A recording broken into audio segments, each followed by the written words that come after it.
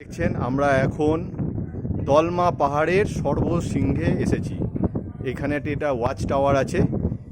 Watch tower থেকে খুব দূর দূরান্ত পর্যন্ত দেখা যায়। দেখুন সামনে একটা হনুমান মন্দির, কিছুক্ষণ আগে গিয়েই আমরা ওটা পরিদর্শন করে এসেছি এবং এত সুন্দর জায়গাটা আপনার মন ভরে যাবে।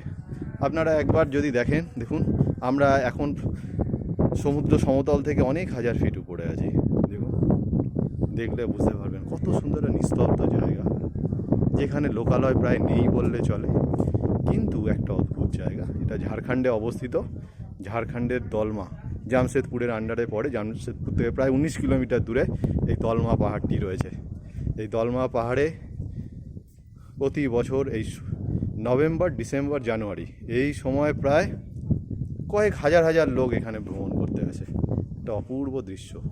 দেখুন দূর দূরান্ত পর্যন্ত ছোটনাগপুর মালভূমি, এগুলো সব ছোটনাগপুর মালভূমির একটি অংশ। দেখুন দূর দূরান্ত পর্যন্ত দেখা যাচ্ছে। খুব সুন্দর মৃদু মন্দু হাওয়া বয়ে চলেছে এখানে। আপনারা দেখলে বুঝতে পারবেন। এখানে আমরা কয়েকটি লোকই আছি, খুব বেশি লোক আপনারা এখানে পাবেন না। এই দেখুন সামনে এটা প্রশান্তবাবু, আমাদের কাশীপুরের নিবাসী। সামনে দেখতে পাচ্ছেন মিঠুন হাজরা, উনিও কাশীপুরের নিবাসী, এবং অজয় মাহাতো, উনি কাশীপুরের নারায়ণগড়ের নিবাসী। আর আরও বেশ কিছুজন আছেন, যেমন পাপি গোড়াই, অমিয় মাঝি, তিলক বাউরি। এরা সবাই আমরা একসাথে এসেছি এখানে জায়গাটা পরিদর্শন করতে। খুবই সুন্দর জায়গা।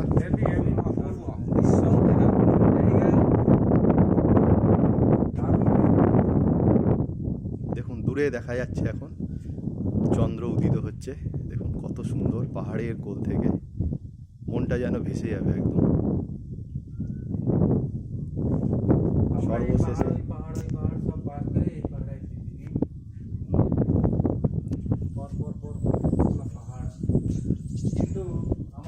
আমি অবশ্যই বলবো আপনারা একবার আসবেন এখানে।